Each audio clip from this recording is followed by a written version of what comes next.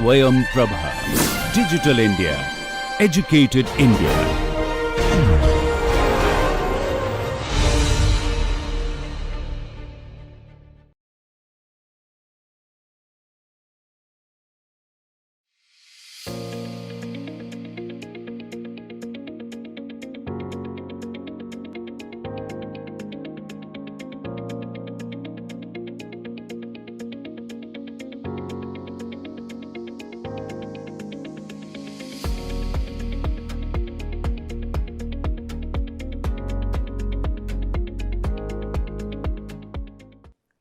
Hello and welcome to lecture 8. In last lecture we were discussing about velocity components and their importance for axial flow compressor. We have discussed about the velocity triangle. We started with talking about incorporating the component, that's what is called inlet guide vane, and then what is the modification in our velocity triangle. We have discussed about how you will be having different velocity triangles at different span or different location, that's what is at the midsection, at the hub as well as at the shroud. And we realize what all is the use of this velocity triangle and what is the reason why we are having our variation in blade angles, that's what is starting from hub to shroud. Let me tell you, people they are having understanding of aerodynamics of aerofoil. The understanding of fundamentals of aerofoil, that's what is applicable to this axial flow compressor, but you can realize this is what is not a two-dimensional body. Because of variation of your radius, we are having our blade that will become three-dimensional body. So the concept, that's what is applicable, but you know my whole flow physics in sense of understanding, in sense of aerodynamics, that's what is totally different.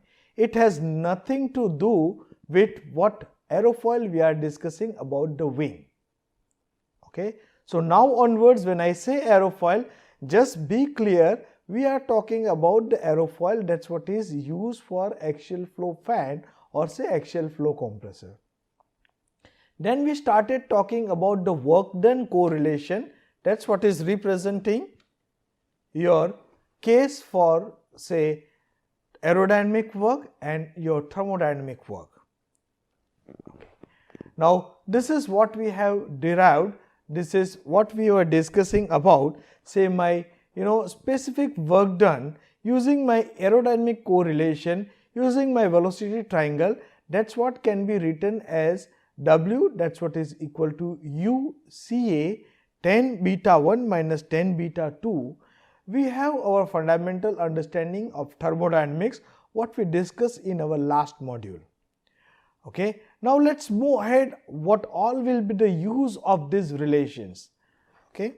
So what we know from our Euler's equation, my work done, if I am assuming my axial velocity to be constant, that's what is been represented by W, that's what is equal to UCA 10 W CW2 minus CW1. Okay. Now if I am correlating this aerodynamic work with my thermodynamic work, that's what can be represented as H02 minus H01. This is nothing but Cp T02 minus T01. This total enthalpy, that's what we can represent in sense of static enthalpy and my velocity component. So here we can write down, this is what is given by H2 plus half C2 square and this is what is H1 plus half C1 square. Okay. And if I'll be putting in this equation, that's what will be giving me correlation in sense of my peripheral speed, in sense of my whirl component and my absolute velocity. Now here in this case, if I will be using my fundamental understanding of trigonometry and if I am using my cosine rule, it says U1 by CW1, U1 into CW1, that's what is given by half C1 square plus U1 square minus V1 square. At the exit I can write down U2 into CW2, that's what is half C2 square plus U2 square minus V2 square. Okay. And if I'll be putting all together, that's what is giving me my work done as half C2 square minus C1 square plus half V1 square minus V2 square. And let me assume my peripheral speed U2 and U1, that's what is equal. Okay. Now we have seen in last lecture that my U2 and U1 may not be same when I am talking about the high speed compressor, when I am talking about high pressure ratio compressors. But at this moment, in order to understand, this is what is representing my third way of work done. So first we can represent by using aerodynamic fundamentals. Second, we can discuss by using say aerodynamic work done, and this is what is representing in sense of your kinetic energy. And this is what is you already know. What we know here, if you look at, this is what is representing my relative velocity at the entry. This is what is representing my relative velocity at the exit. And what we realize, my relative velocity at the entry, that's what is larger, okay, and my relative velocity at the exit, that's what is say smaller. Okay. Now if that's what is your case, you can say this is what is responsible for doing my diffusion work. Okay. So like your diffusion, that's what is being represented in terms of my relative velocity components. Same way, if you look at my absolute velocity with which flow is entering inside my rotor and absolute velocity with which my flow, that's what is coming out from my rotor, that's what is represented here. So here my absolute velocity, that's what is larger at the exit of my rotor, and my absolute velocity is lower at the entry of my rotor, and that's what is represented here. So like this is what is also one of the way to understand the work done component. This is what is very important when we will be discussing about the different kind of stage configuration. We will be discussing in detail in next session, but at this moment just realize this is also one of the way to represent our compressor work. Okay. Now if we compare our aerodynamic work and thermodynamic work, it says this is what is m dot Cp T02 minus T01. This is what is representing my aerodynamic work. It is m dot U Cw2 minus Cw1. And as we have seen, this is what can be represented in sense of your absolute flow angle. That also can be represented in relative flow angle. Okay. So this is what is representing my relative flow angles, beta 1 and beta 2. Now let me compare these two equations. I can write down my stage temperature rise, that is nothing but T02 minus T01, that's what is given by UCA by Cp into 10 beta 1 minus 10 beta 2. Now here let me put this beta 1 and beta 2, we can say that's what is say delta beta. Okay, that's nothing but the change in my relative flow angle, change in my relative air angle. Okay.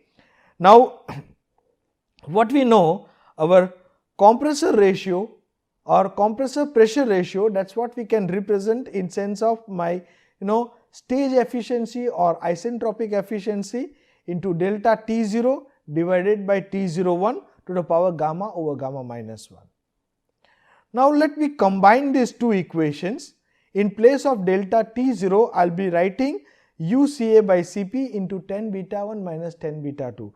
So here if you look at my pressure ratio, this is what is a function of all these parameters.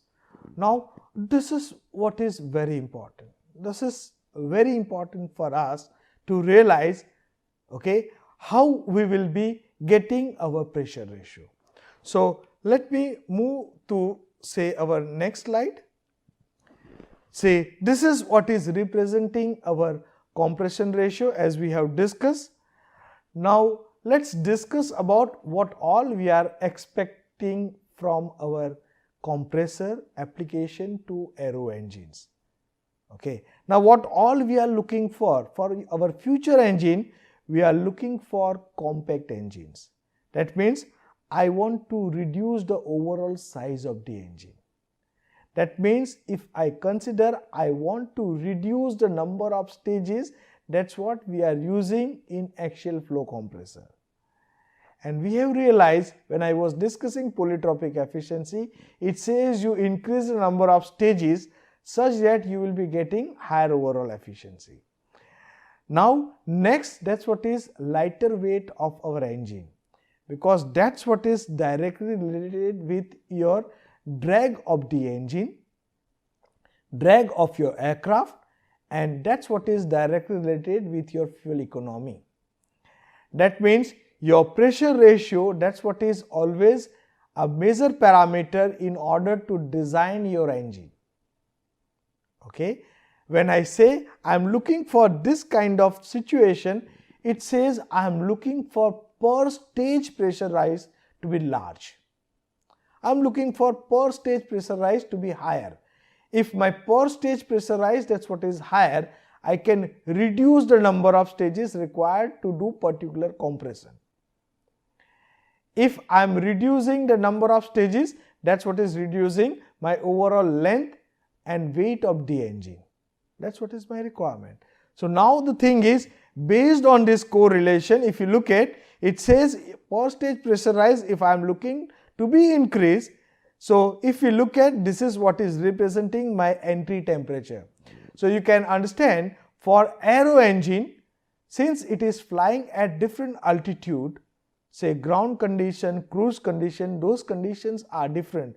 So my T01, that's what is, you can say it is my atmospheric condition. That is not in our hand. Okay. Now if you look at here, this is what is representing my isentropic efficiency, my adiabatic efficiency, and we have realized that's what is basically depending on how many stages we are incorporating. Okay, and how good design we are doing, because this is what is basically correlating losses. Okay, so if we are able to reduce the losses, that's what is happening in my compressor, we can improve the efficiency. Okay. Next component, it says my peripheral speed. So what it says, if I am looking for per stage pressure rise to be large, I need to increase my peripheral speed. So that's what it says, in order to maximize per stage pressure ratio, increase your peripheral speed or your blade speed. Okay. Next component, if you look at, that says like my axial velocity. So what it says, if I am increasing my axial velocity, I am able to increase my pressure ratio. Okay. And as I told, this is what is representing my delta beta. Okay. That is nothing but my blade deflection angle. How I am deflecting my flow, what angle I am putting at the entry and exit, that's what will be deciding my delta beta. Okay. So it says higher fluid deflection in the rotor blades. So now you can understand what all we are looking for. We are moving towards the solution. Okay. What solution we are looking for? We want to have high per stage pressure rise. So let's discuss one by one. Suppose if I consider, say, first case, I want to increase my peripheral speed. Now when I say I want to increase my peripheral speed, we are having two options. First, that's what is, you increase the diameter of the engine or diameter of your compressor. Okay. Second, it says increase your rotational speed. So both the options seems to be easy in that sense. So let's have a look at, this is what is, say, my velocity triangle at one of the station. And as per the recommendation, if you look at, I am increasing my peripheral speed. Okay. So you can see this is what is increase of my peripheral speed. Either I can increase my rotational speed or by increasing my diameter. So what is happening here, if you look at my relative velocity component at the entry of my rotor, that's what is going to be increased.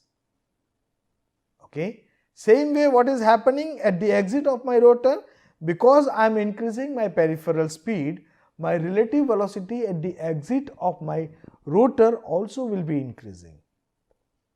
Now, this is what is a tricky case. Okay, what is happening? Suppose this is what I am putting my velocity component or my velocity triangle at the midsection.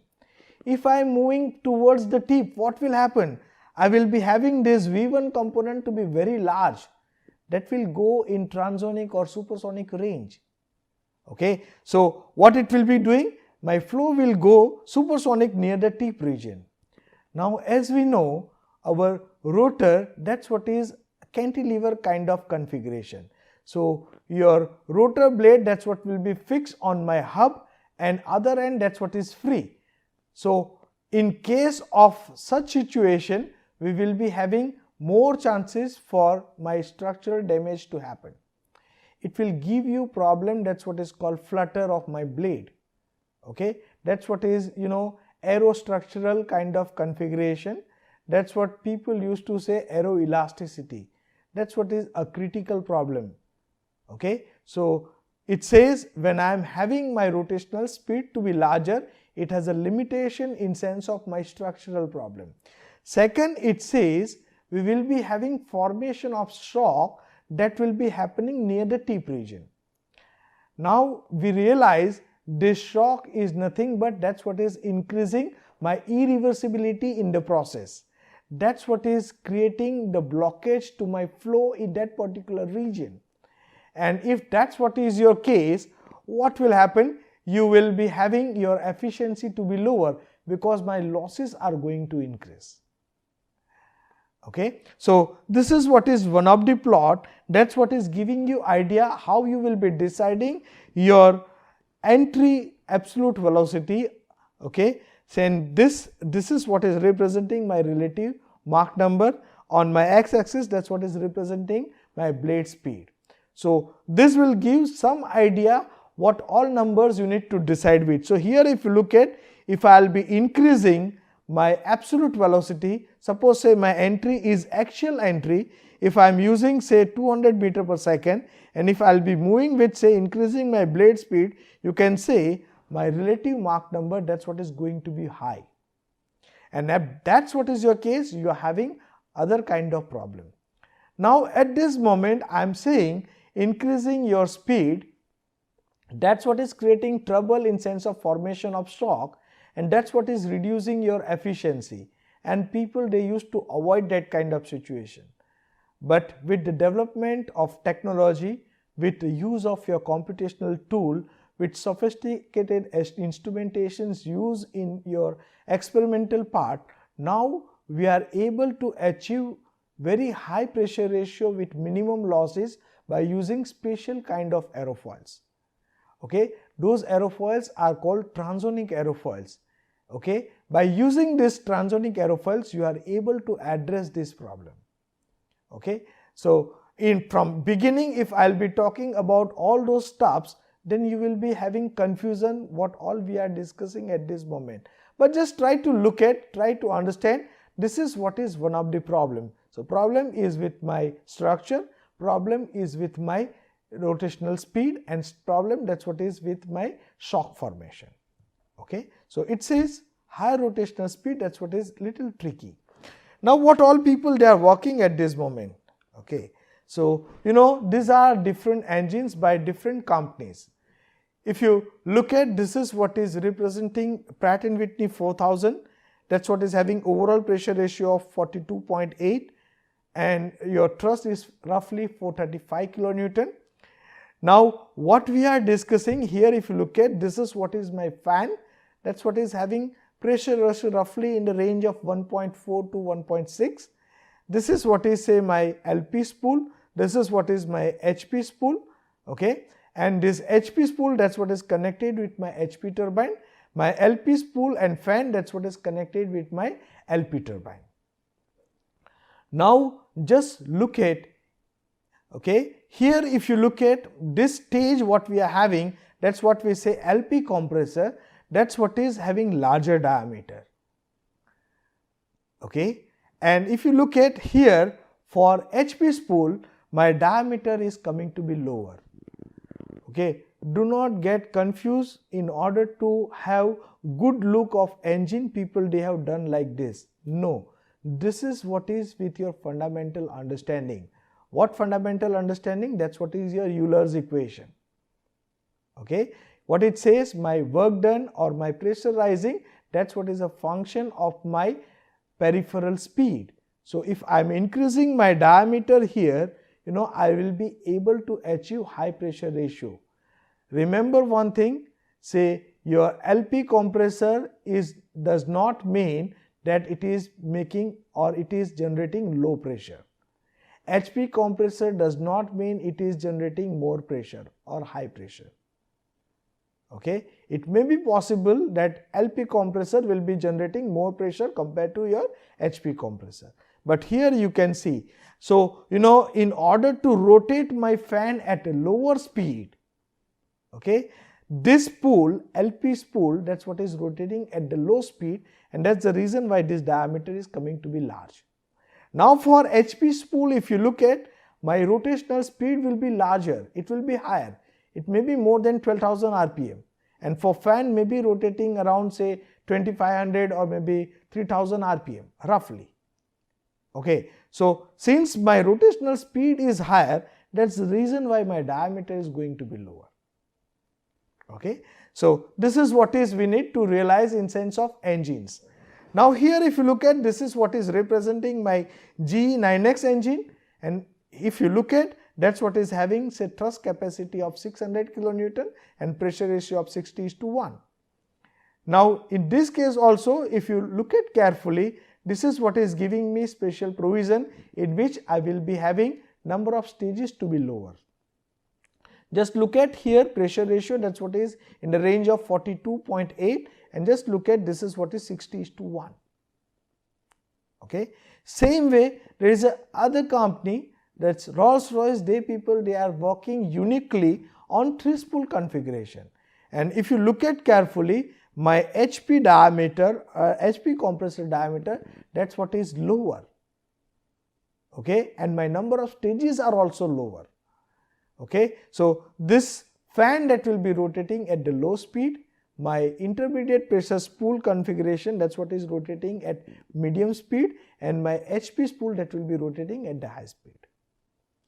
Now this is what is representing the most recent trend, that's what is called geared turbofan engine. If you compare here, if you look at my HP compressor stages are less, okay, you can realize the reason is this is what is rotating at the high speed. Okay, same way if you look at my LP compressor stages are also lower, that is also rotating at the high speed. Now in between, so we are having this gearbox. So this gearbox let my fan to rotate at low speed. So that's what will be improving my thrust generation capacity, my pressure rising capacity. You can understand, the larger the diameter, the more chances the formation of shock near the tip region, mainly for your entry at the fan. Okay, so this is what we need to realize. So now using the fundamentals, what all we are discussing, say using your fundamental equation, by increasing your peripheral speed, you are able to increase your per stage pressure ratio, you are able to reduce your number of stages. Okay, now let me move to the next. Say next option what we are having, it is increase your axial velocity. So here in this case, if I look at, say this is what is say my original velocity triangle, let me increase my axial velocity. If my peripheral speed, that's what is say same, I will be having my V1, you can see V1 dash, that's what is my relative velocity component, that will be coming to be large. Okay, same way if I will be putting say at the exit, I will be having my axial velocity to be large. If my peripheral speed is same, I will be having this kind of configuration.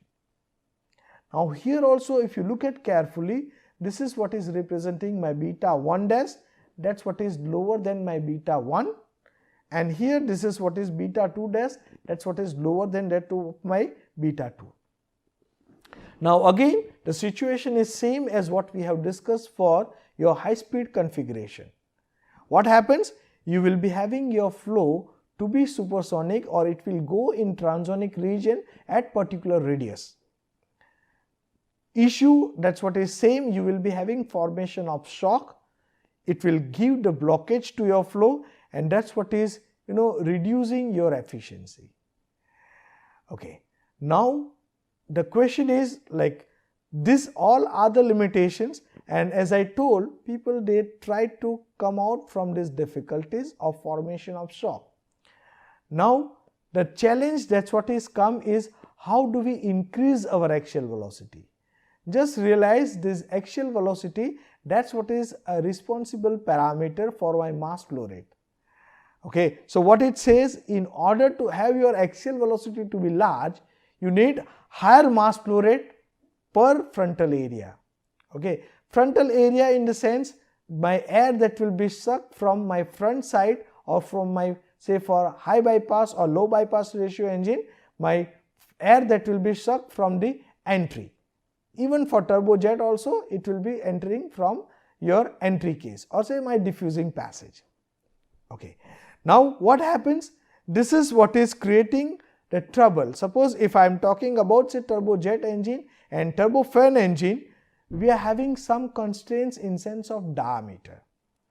Okay, and this diameter, that's what will be going to be large. So many times when I am talking about say my application to aero engines, okay, especially for military configuration where my diameter it's a constraint. When my diameter is a constraint, I cannot go with increasing my frontal area. Okay, so logic of increasing your axial velocity with limited frontal area, that's what is tricky. Okay, now what hint it is giving, you are having option for high bypass ratio engine. That's what we are using for our commercial aircraft. You can go with high bypass ratio or very high bypass ratio kind of engine. That's what is called ultra high bypass ratio engines. So by 2025, we will be having future engines, they are ultra high bypass ratio engine. So you can understand, people with maturity of technology, with understanding, fundamental understanding of what all we are learning, they are being implemented. Okay, so you need to be very thorough with all these aspects. Once you are having your fundamentals to be clear, you can think in an innovative way, just find the solution with the problem.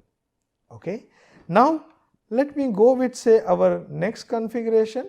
What it says, like high fluid deflection in the rotor blade. So here if you look at, this is what is, suppose if I say I am having my original blade. Okay, now it says I need to have higher deflection. So I have modified my aerofoil in order to accommodate my beta beta, that's what is beta 1 minus beta 2. If you look at this case, I will be having my aerofoils that will be changing like this. It says it's cambered aerofoil, highly cambered aerofoil compared to these aerofoils. Okay, so this is what is say my rotor blade. Okay, so if I'll be putting my say velocity triangle here, this is what is my configuration. That's what is say my entry velocity, it's say my V1 and my angle is beta 1. Now what happens, say at the exit my relative velocity component that will be going to be lower. Just look at, if you compare side by side, you will realize, say here what V2 we are getting and what V2 we are getting, this velocity at the exit of my rotor, that's what is coming to be lower. Okay, and my beta 2 angle also is coming to be lower. It says I am having my delta beta to be large. Okay, now what happens, what flow, that's what will be coming out. At one side it is reducing my relative velocity, but on other side it is increasing my absolute velocity. Now the challenge, that's what has come, is in sense of your next component, that's what we say as an absolute velocity component. That's what is entering in my stator. So here if I look at, I am looking for my exit, that's what is say axial. So we will be having our stator also as highly cambered blade. Okay, so this blade, that's what is cambered blade, this blade is also cambered blade. You can say this is what is my rotor and this is what is my stator. Now the challenge that what has come is with your aerodynamics. What it says, we are working under adverse pressure gradient. My entry pressure is lower, my exit pressure is higher. When my flow, that's what is acting under adverse pressure gradient, we have more chances for my flow to get separated. So, like if I consider this is what is a region where I will be having more chances for my flow separation to happen. It will not limited only with the rotor. It may happen that you will be having your flow separation. That's what will be happening in my stator. Okay, so one of the simulation what we have done in this, like this is what is representing my streamlines, and you can clearly see for the stator we are having the flow separation. That's what has happened from the stator blade. So, going with larger delta beta, that's what is very challenging. So, the train, that's what is going on, it is to make per stage pressure rise to be large using this kind of configuration by changing my delta beta to be large. This is what is very challenging. Okay, people, they are working on this aspect. At IIT Kharagpur also we have explored designing high pressure ratio low speed compressor. So this is what is one of the simulation what we have done. So you can see this is what is the problem. It may happen that your flow separation that will be happening from your suction surface. Many chances it may happen you will be having your flow separation that will be happening even from your pressure surface. Okay, so to achieve high pressure ratio, per stage pressure ratio for axial flow compressor, that's what is always very challenging part. Okay, and today we have discussed about different possibilities. One of the possibility we have discussed, that's what is in sense of increasing your peripheral speed. Second option we have opted, that's what is by increasing your axial velocity. And third option we have discussed, that's what is by increasing your flow deflection or making your blade to be highly twisted or highly cambered. Thank you very much for your attention. We will be moving forward in the next lecture. This all will be giving you very much fundamental idea what we say in sense of design of axial flow compressor. With all these fundamentals, if you will be moving ahead, you will be having detailed maturity what we say in sense of design. So design of axial flow compressor always is very challenging, and that's the reason why whole lot of research and development activity, that's what is going on throughout the world for the development and design of this axial flow compressors. Thank you very much.